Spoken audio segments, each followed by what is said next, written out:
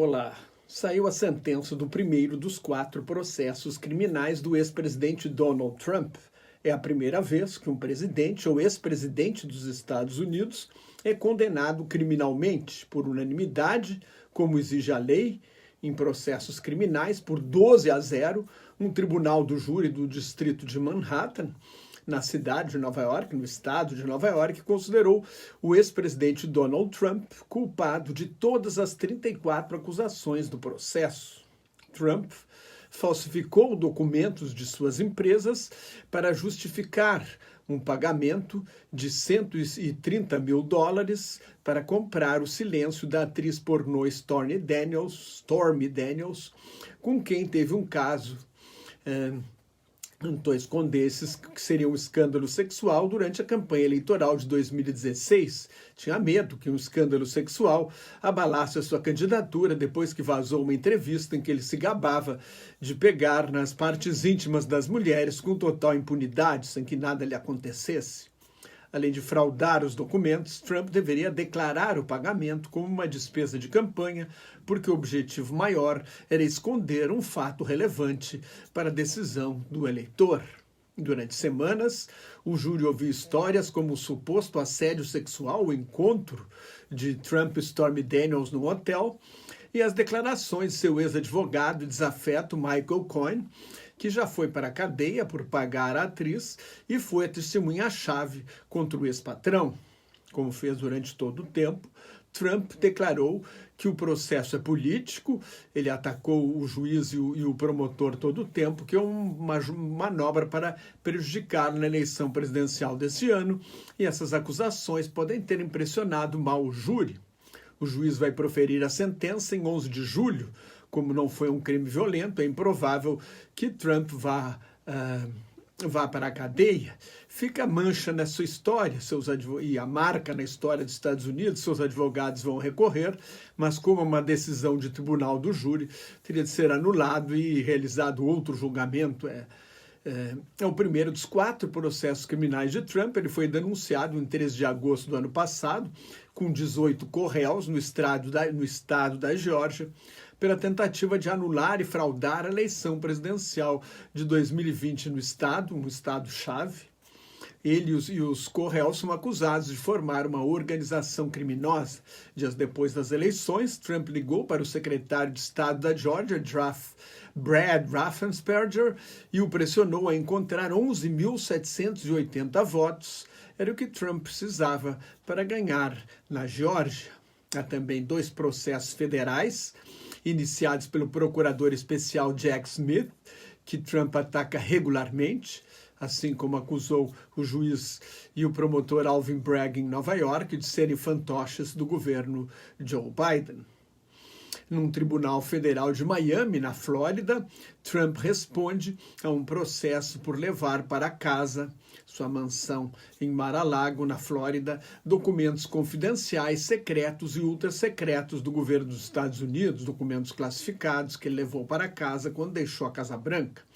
Nesse caso, há 40 acusações contra Trump, inclusive de retenção de informações de relevância para a segurança nacional, conspiração para obstruir a justiça, fazer declarações e representações falsas, esconder documentos de uma investigação, alterar, destruir, mutilar ou esconder documentos, registros e outros objetos. Num tribunal federal de Washington, a capital, Trump é acusado de conspiração para fraudar os Estados Unidos por tentar mudar o resultado da eleição presidencial de 2020, conspiração para obstruir um procedimento oficial, a certificação pelo Congresso da vitória de Joe Biden em 6 de janeiro de 2001, a obstrução ou tentativa de obstrução de procedimentos, no mesmo caso, da certificação da vitória de Biden, e conspiração contra os direitos democráticos do cidadão ao tentar mudar o resultado da eleição e, assim, enganar o eleitor. Esses 2 processos federais dependem de um julgamento na Suprema Corte, em que Trump alegou que tinha imunidade como presidente. O tribunal já indicou que o presidente não está acima da lei, mas pode mandar o caso levantado por Trump para instâncias inferiores. Neste caso, os julgamentos sobre a conspiração para continuar no poder e levar os documentos para casa seriam adiados para depois das eleições. Trump venceu as eleições primárias do Partido Republicano, será candidato à Casa Branca pela terceira vez consecutiva, como a Constituição dos Estados Unidos de 1787 não previu a possibilidade de um condenado concorrer à presidência. Mesmo preso, em tese, Trump pode ser presidente dos Estados Unidos. Seria uma desmoralização internacional para o país, com forte impacto entre amigos e inimigos dos Estados Unidos.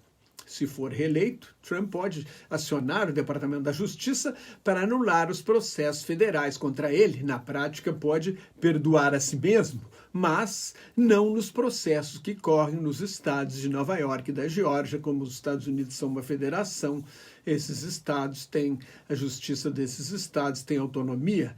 A candidatura a Trump abala os pilares da democracia nos Estados Unidos. Seus eleitores fanáticos não vão mudar de ideia.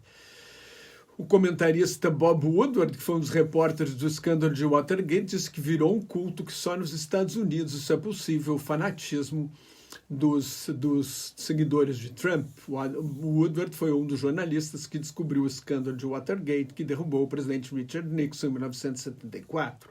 Foi a vitória da lei, complementou seu colega Carl Bernstein, o outro grande repórter de Watergate, e acrescentou: nenhum presidente violou mais a lei do que Trump. Eu e Bob cobrimos o governo Nixon. Nixon era um criminoso.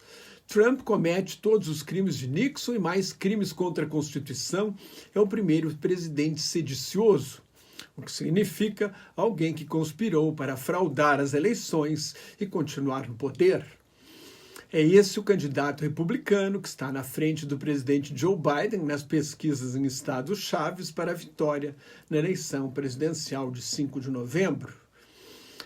Trump foi acusado por generais que foram seus ministros de desonesto e ditatorial, com o fanatismo de seus seguidores, que assaltaram o Congresso, nunca se pode esquecer, em 6 de janeiro de 2021, e as mentiras de Trump sobre fraude eleitoral e processos forjados em que ele seria perseguido, não dá para afastar o risco de reações violentas de seus seguidores. Talvez a condenação possa mudar o voto de eleitores independentes, aqueles que não votam sempre no mesmo partido, que podem votar num ou no outro. Um ponto importante é que nos Estados Unidos ninguém é obrigado a votar. Se o eleitor não gostar de nenhum candidato, não vota. Não precisa sair de casa.